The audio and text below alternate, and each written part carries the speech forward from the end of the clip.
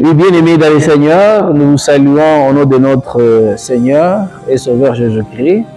Nous continuons avec le partage de la parole de Dieu dans cette tranche très édifiante. Là où nous allons essayer de continuer sur ce qu'on avait déjà commencé à parler, sur le ciel et les cieux. On va essayer de parler. Et là, nous sommes en train de parler sur Jean 14, à partir du verset 2. J'aimerais que nous puissions prier. Seigneur, nous bénissons ton Saint-Nom.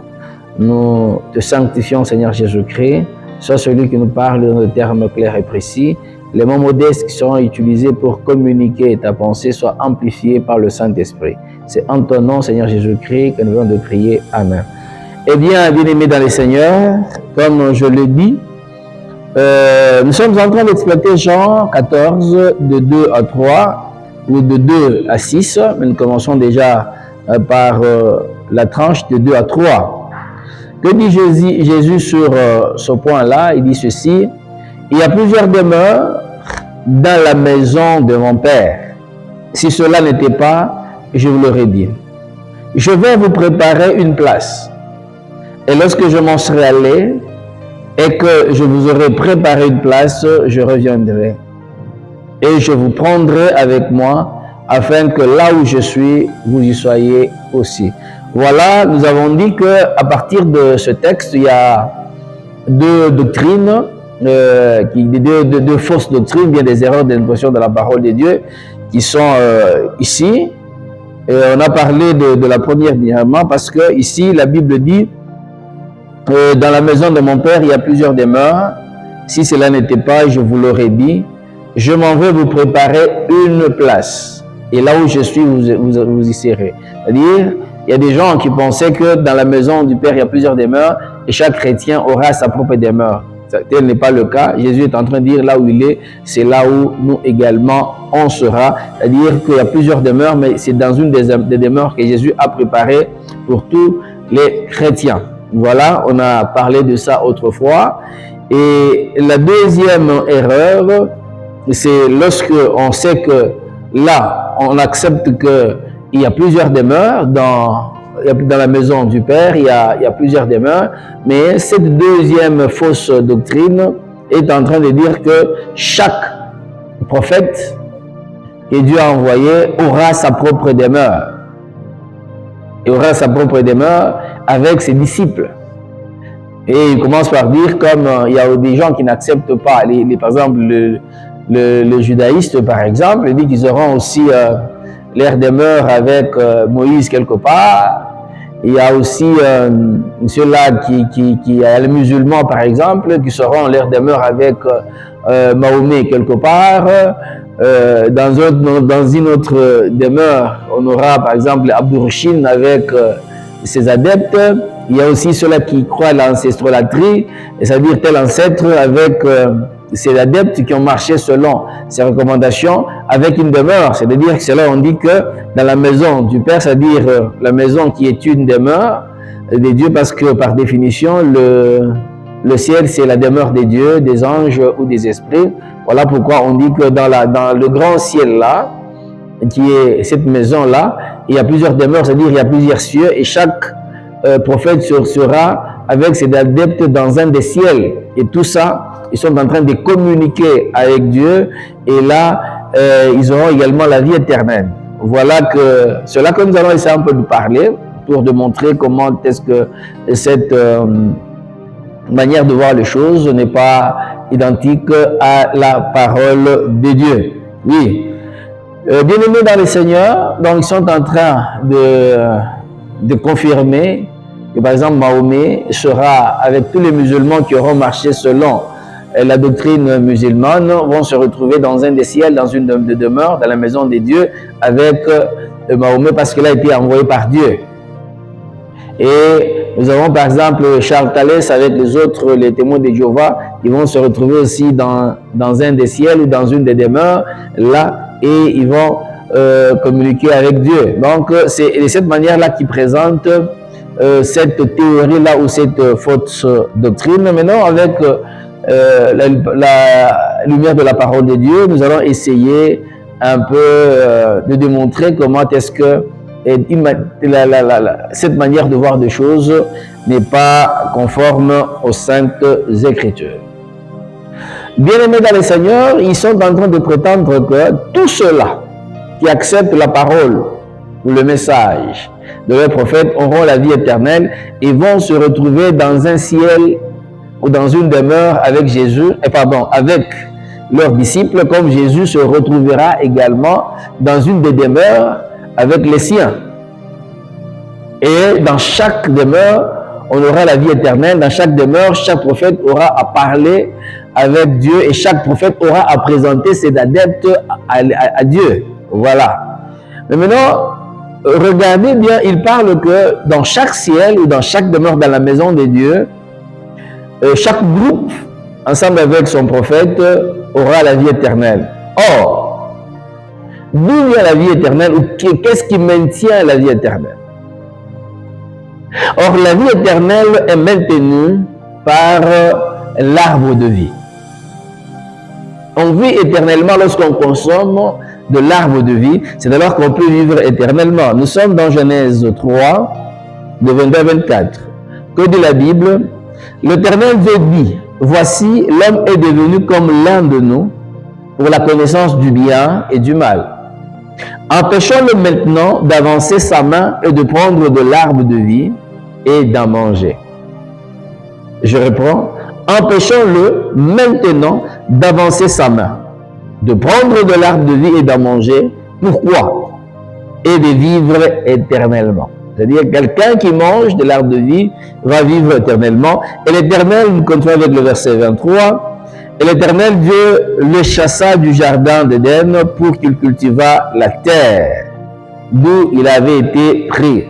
C'est ainsi qu'il chassa Adam et il le mit à l'orient du jardin d'Éden. Les chérubins qui agitent une épée flamboyante pour garder le chemin de l'arbre de vie. Nous disons Amen à la parole de Dieu. Voilà, bien-aimés dans le Seigneur, après le péché d'Adam et Ève, Dieu a dit qu'ils sont devenus comme l'un de nous, et puis connaissant le bien et le mal. Par conséquent, on doit les chasser du jardin d'Éden, parce que s'ils y restent, ils vont continuer à manger de l'arbre de vie. Et s'ils mangeaient de l'arbre de vie, ils vont vivre éternellement. Voilà pourquoi ils ont été chassés. Et même les chérubins étaient placés pour empêcher à ceux qui ne puissent jamais retourner et consommer de l'arbre de vie. Voilà, bien-aimés dans le Seigneur, ce qui permet en sorte qu'on puisse vivre éternellement, c'est l'arbre de vie. Est-ce que ceux-là qui s'y prétendent se retrouver dans les autres demeures de la maison de Dieu, dans les autres cieux, dans les grands ciels de Dieu, est-ce qu'ils auraient également la vie éternelle? C'est la question. Or, gloire soit rendue à notre Dieu parce que l'arbre de vie ne se retrouve qu'au paradis. Or, le paradis, c'est ça la demeure que Christ a préparée à ses enfants, ou le ciel que Dieu a préparé à ses enfants, qu'on appelle le troisième ciel. C'est ça que Jésus a préparé pour les chrétiens. Et c'est là qu'il y a l'arbre de vie. Là, nous sommes dans Apocalypse 2, le verset 7. Que nous dit Apocalypse 2, le verset 7?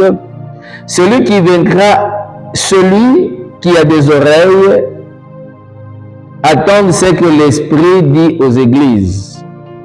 Et celui qui vaincra, je donnerai à manger de l'arbre de vie qui est dans le paradis. Gloire à Dieu.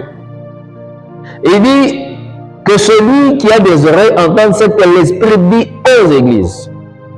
Ça, l'Esprit ne dit pas aux mosquées, ne dit pas au temple du royaume, mais il est en train de dire aux églises. Amen, peuple de Dieu, dit aux églises. Et quand on parle de l'église, et l'ensemble des églises qui sont là, en train de préparer les gens, les adeptes de Christ, pour le chrétien, pour la vie éternelle. C'est aux églises que l'Esprit parle. Qu'est-ce qu'il dit aux églises? À celui qui vaincra, je donnerai à manger de l'arbre de vie. Cet arbre de vie est où? Cet arbre de vie est dans le paradis de Dieu.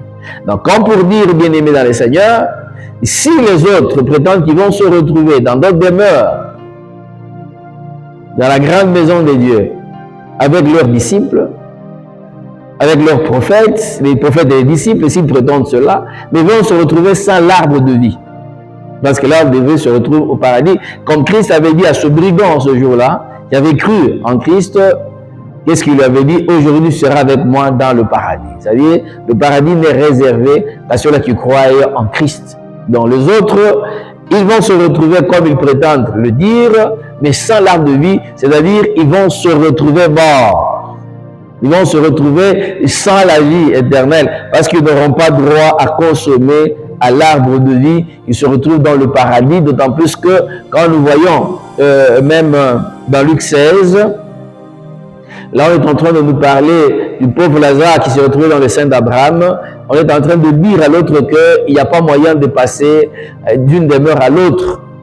Amen. Ou d'un ciel à l'autre, il n'y a pas moyen. Donc chaque personne doit rester de son côté. C'est-à-dire, si dans votre demeure, il n'y a pas d'arbre de vie, donc vous êtes appelés à mourir. Vous n'allez pas profiter de l'arbre de vie qui se retrouve de l'autre côté.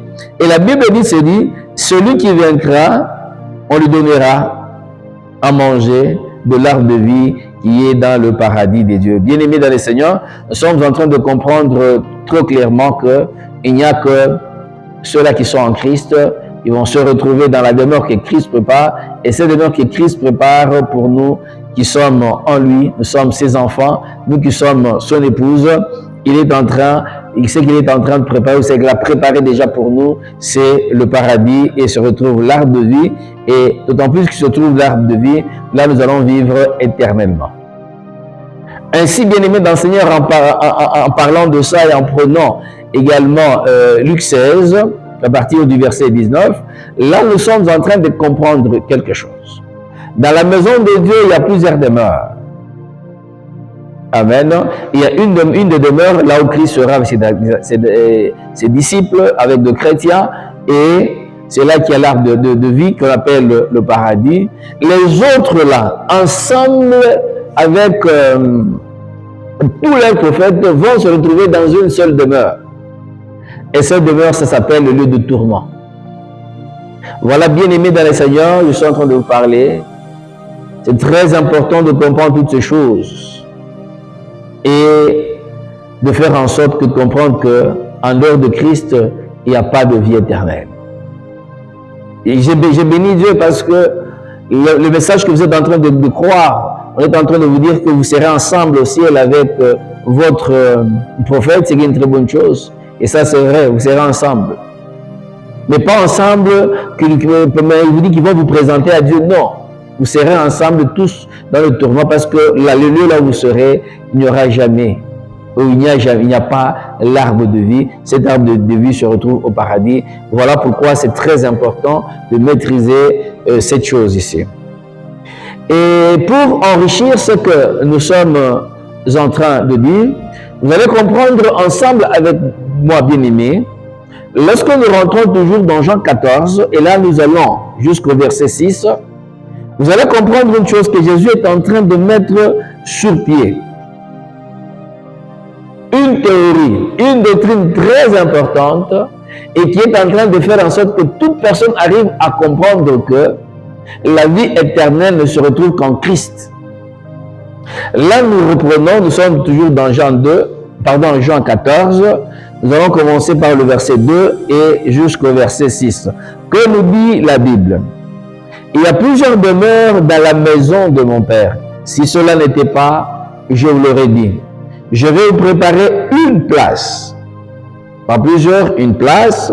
Et lorsque je m'en serai allé et que je vous aurai préparé une place, je reviendrai et je vous prendrai avec moi, afin que là où je suis, vous soyez aussi. Voilà. Vous savez où je vais et vous en savez le chemin. Thomas lui dit, Seigneur, nous ne savons pas où tu vas. Comment pouvons-nous en savoir?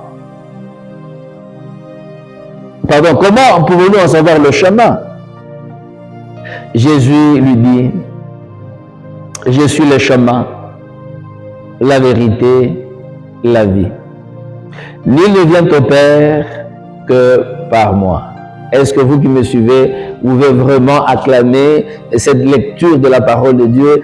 Quelle est cette bonne parole de Christ, cette bonne nouvelle que Christ est en train de nous donner dans cette portion d'écriture? Il explique et à la fin, qu'est-ce qu'il conclut en disant, je suppose qu'il montre le chemin. Il y a plusieurs demeures dans la maison de mon Père, mais il conclut en disant que je suis le chemin, la vérité et la vie. Et nul ne vient au Père que par moi. Bien-aimé dans le Seigneur, Jésus c'est le seul chemin. Il nous mène vers le Père. Il n'y a pas d'autres prophètes qui viendront vous dire que non, moi je serai avec vous, ensemble au ciel, dans un ciel qui nous est déjà préparé. Nous allons être là-bas. Et comme je suis un prophète de Dieu, je vais vous présenter à Dieu. Christ aussi a un chemin, moi aussi j'ai mon chemin. Bien-aimé dans le Seigneur, il n'y a qu'un seul chemin. On ne peut pas aller vers le Père sans passer par Jésus-Christ. Parlons d'abord du fait que Jésus est en train de dire qu'il est le chemin, le seul chemin. J'aimerais que nous puissions prendre un texte d'Apocalypse pour nous faire comprendre pourquoi Jésus est l'unique chemin. Il dit ceci, « Voici, je viens bientôt, et ma rétribution est avec moi, pour rendre à chacun selon son œuvre. Je suis l'alpha et l'oméga, le premier et le dernier, le commencement et la fin. Heureux ceux qui lavent leurs robes, afin d'avoir droit à l'arbre de vie et entrer dans les portes de la ville. » Je reprends.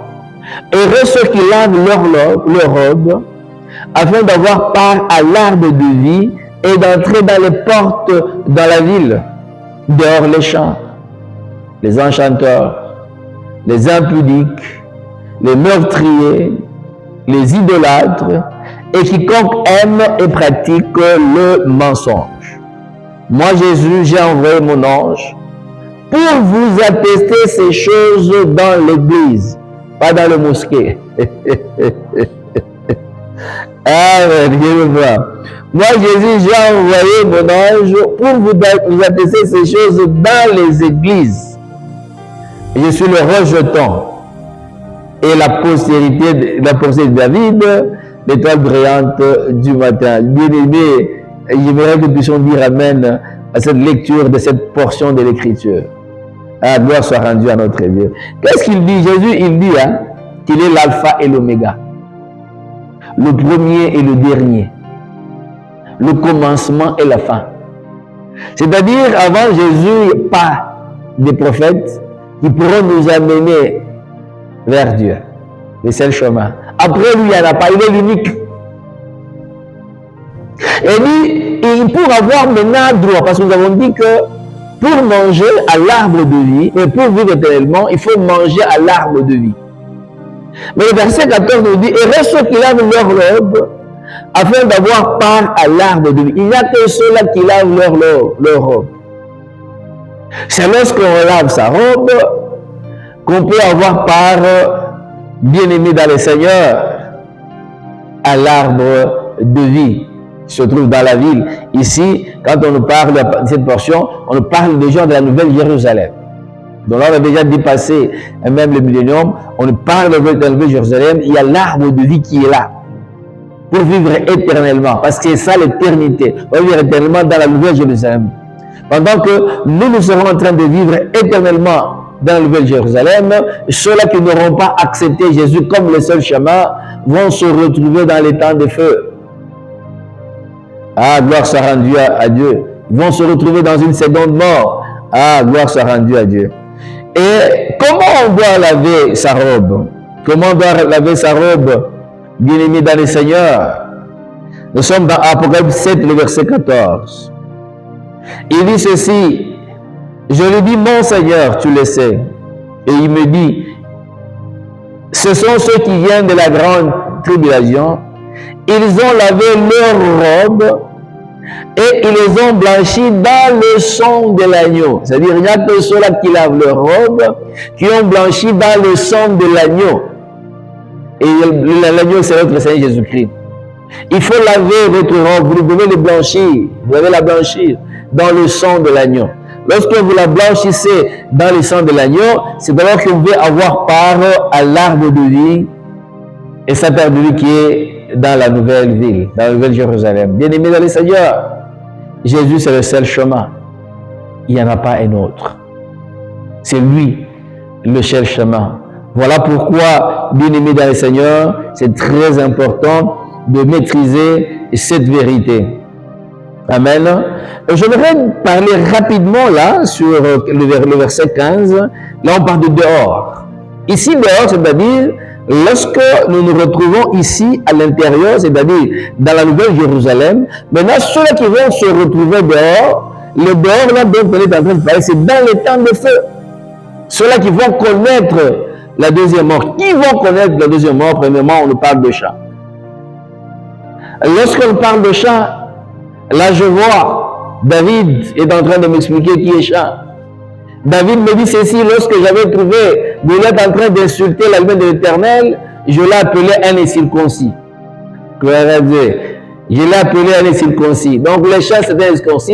Et lui-même David est en train d'expliquer, pendant que je descendais vers cet incirconcis-là, j'avais un seul bâton, il m'a dit que tu viens vers moi avec des bâtons comme si tu venais combattre un chat. Lui-même a confessé qu'il était un chat. Un chat, c'est celui un incirconcis. C'est lui qui n'a pas un cœur circoncis. C'est lui qui n'a pas bénéficié de la circoncision de cœur de Christ. Ô bien-aimé dans le Seigneur, quiconque n'a pas cru en Christ, qui n'a pas un cœur circoncis, c'est un chat. Voilà pourquoi Christ m'explique encore. Là, c'est la femme syrophénicienne qui commence à m'expliquer. Mais dit le jour là, quand ma fille avait des problèmes, j'étais allé voir Christ. Il me dit qu'il ne pouvait pas prendre le pain destiné aux enfants et donner aux chats. Pourquoi? Parce que moi, je n'étais qu'une païenne, une étrangère. Je venais d'une famille, d'une tribu incirconcise. Oh, gloire soit rendue à Dieu. Tout étranger dans le christianisme, tout étranger dans le corps du Christ, dans l'Église, qui est le corps mystique de Christ, en tout cas, c'est un chat. Et les chats n'ont pas droit à consommer de l'arbre de vie. Bien-aimés dans le Seigneur, notre Seigneur Jésus-Christ demeure le seul chemin. Voilà pourquoi c'est très important de s'approcher de lui. Il n'y a que ceux-là qui mangent le pain. Le pain, c'est la parole de Christ. Le pain, c'est Christ. Il faut consommer Christ que le pain. Voilà pourquoi il a dit, moi, ma nourriture n'est réservée qu'aux enfants. Soyez enfants de Dieu. Et pour l'être, c'est en passant seulement par notre Seigneur Jésus-Christ. En dehors de ça, il parle des enchanteurs. Oh, bien-aimés dans le Seigneur, les enchanteurs. Un enchanteur, c'est celui qui fait des charmes, qui est capable d'ensorceler, premièrement par des sons. Il y a des sons, comme le message de Graal, ils ont des sons. Les chants de Hue, des sons. Bien-aimés dans le Seigneur, quand quelqu'un vous dit qu'il n'y a pas de musique chrétienne et de musique mondaine, là, vous devez comprendre qu'on envoûte les gens. On ensorcelle les gens par les sons. Les sons là qui sortent là, les sons envoûtent. Bien-aimés dans le Seigneur, les sons envoûtent. Voilà pourquoi il faut faire très attention avec des sons. Il faut faire très attention, bien-aimés dans le Seigneur, avec les sons. Et en dehors de sons, on envoûte avec les gens qui sont les enchanteurs, ils envoûtent avec des paroles. Qu'est-ce que vous lisez? Quelle est la parole sur laquelle vous êtes en train de marcher avec? Oh bien-aimés dans le Seigneur, il n'envoûte pas seulement avec des paroles, avec même des figures. Quelles images? Avant de prier, il y a des images que vous mettez. Il y a des figures qu'on met. Dans l'église, dans le temple, il y a des figures qui sont là. Des signes kabbalistiques qui envoûtent. Ne prenez pas cela au hasard. Ce sont les enchanteurs qui font des choses comme ça.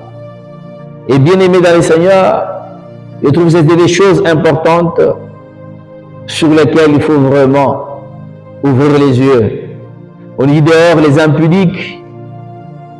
Or le chrétien est en mariage avec Christ. Le chrétien est fidèle à Christ. Il n'est pas impudique. L'impudique, c'est celui qui n'est pas en Christ. L'impudique, c'est qui est allé adorer d'autres dieux, qui est allé vers d'autres prophètes qui prétendent venir de Dieu et ne le sont pas. Ce sont des impudiques. Ils vont se retrouver en dehors et apprennent pas de meurtriers, des idolâtres, de quiconque aime et pratique le mensonge. Quand vous voyez tout ça, ce sont les caractéristiques de Satan.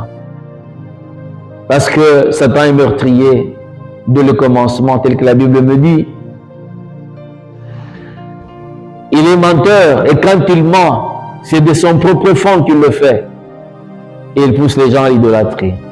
Bien-aimés dans le Seigneur, Jésus demeure le seul chemin qui nous donne la vie éternelle. Ne vous retrouvez pas dans d'autres cieux ou dans un autre ciel avec des faux prophètes. Oui, ceux-là qui n'acceptent pas qu'ils vont se retrouver ensemble.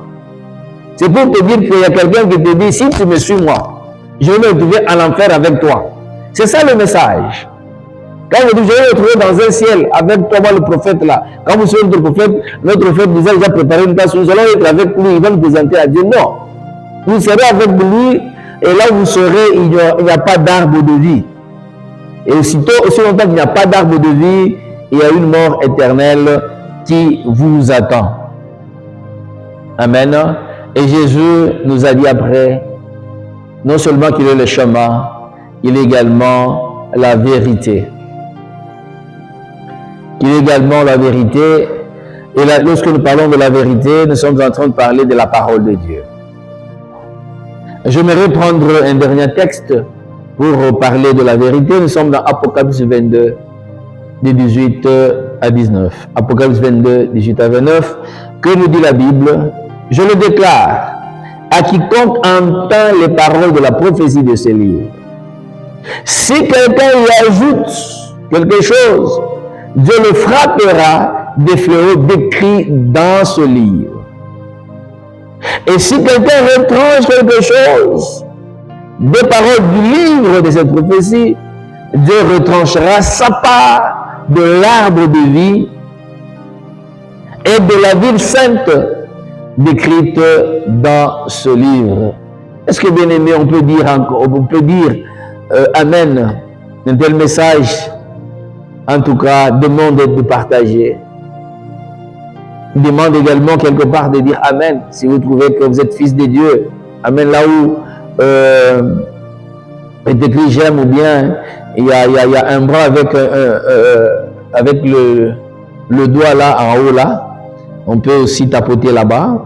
Si quelque part ça continue à apparaître chez vous, s'abonner, prière de vous abonner également, bien-aimés dans le Seigneur, pour commencer à nous recevoir chaque fois qu'on arrive à publier quelque chose. Bon, que dit la Bible ici? Il dit à quiconque qui attend les paroles de la prophétie, qui attend la parole, toute la parole de Dieu, les livres, la Bible nous parle de la prophétie. Et si vous arrivez à ajouter quelque chose de la parole sainte, on arrive à ajouter quelque chose de la Bible, Dieu va vous frapper du fléau ou des fléaux qui sont décrits dans ces livres. Et quand on voit des fléaux, quand ils sont décrits dans les livres, dans ces fléaux-là, il y a toujours quelque part, il y a des fumées, il y a des flammes, il y a des soufres. Et quand vous voyez tout ça, vous mettez ensemble, ça nous parle de l'étang des feux. Pour nous dire que le plus grand fléau de tous les fléaux que Dieu frappera, quiconque ne lave pas ses habits et arrive à les blanchir dans le sang de l'agneau, va se retrouver dans ce cadre-là. Il va être frappé par ce fléau. Voilà pourquoi, bien-aimés dans le Seigneur, nous qui sommes en Christ, nous devons respecter la parole de Dieu. Voilà pourquoi il y a d'autres, les derniers jours, ils vont se retrouver. Seigneur, n'est-ce pas nous qui avons prophétisé en ton nom, devons chasser les démons en ton nom, nous avons gagné les âmes en ton nom, on va dire je ne vous ai jamais connu. Parce que quelque part, il y a un fléau qui attend à quiconque est en train d'ajouter quelque chose de la parole de Dieu. Voilà pourquoi le reste, la vérité, respectons la parole de Dieu. Il dit maintenant de celui qui retranche. Si tu retranches quelque chose de la parole de Dieu, parce que tu n'aimes pas cette portion de Dieu, tu ne l'aimes pas, et tu cherches à l'interpréter à ta manière, tu es en train de retrancher quelque chose, ou ta part de l'arbre de vie. Et si tu retranches ta part de l'arbre de vie, tu vas vivre éternellement comment? Parce que la vie éternelle est liée à ça. Et bien aimé dans le Seigneur, si vous avez des prophètes qui sont venus, qui ont dit non, la Bible a menti, a ajouté, ils commencent à ajouter, à retrancher des choses dans la parole de Dieu, pour essayer d'expliquer leur philosophie. Comprenez que chaque fois qu'ils ont retranché, ils retranchent leur part de l'arbre de vie. Ils se retrouvent dans la ville. Ici, on parle de la Nouvelle Jérusalem, c'est-à-dire qu'il n'y a pas d'éternité. Et s'ils ajoutent, ils seront frappés par le fléau. Et l'un des plus grands fléaux sera se retrouver dans le temps des feux. Voilà pourquoi, bien aimés dans les Seigneurs, nous devons vraiment être très sérieux avec notre vie. Nous devons nous prendre au sérieux parce que je suis en train de dire, bien aimé, il y a encore le temps. Toi qui n'es pas encore en Christ, il y a encore le temps de rentrer sur le droit chemin pour arriver à vivre éternellement. Toi qui es déjà en Christ, mais quelque part, tu cherches à retrancher la parole de Dieu, à ajouter, à jouer avec la parole de Dieu pour défendre certaines doctrines. Bien évidemment, tu es en train de jouer avec ta vie. Oh, ne risque pas de perdre de temps pour que les derniers jours qu'on te dise qu'on ne t'a jamais connu. Et finalement, il dit qu'il est la vie. Oui, notre Seigneur Jésus-Christ, c'est lui la vie. C'est lui-même cet arbre de vie, c'est notre Seigneur Jésus-Christ. Oh, gloire soit rendue à notre Dieu. Bien-aimés dans les Seigneurs, je pense que nous comprenons. Nous allons encore continuer à parler des cieux parce que nous avons parlé ici, parce que vous comprenez, depuis que nous avons commencé, c'est comme si nous avons parlé juste de 3 cieux. Nous avons parlé du trône, nous avons paradis, nous allons parler aussi des lieux de tourment. On va encore ajouter prochainement. Ne ratez pas la suite, bien-aimés dans les Seigneurs. Il y a encore beaucoup de choses que nous allons dire sur ça et qui vont permettre en sorte qu'on comprenne davantage la parole de Dieu, qu'on comprenne davantage pourquoi on peut dire les ciels, on peut dire des cieux, qu'est-ce qu'on peut entendre par ça. Gloire soit rendue à notre Dieu et vous qui nous suivez, nous vous bénissons une fois encore au nom de notre Seigneur Jésus-Christ. Nous bénissons également le frère Junior Kassatou qui ne cesse de nous réaliser. Gloire, honneur à toi Seigneur Jésus-Christ. Amen et à la prochaine.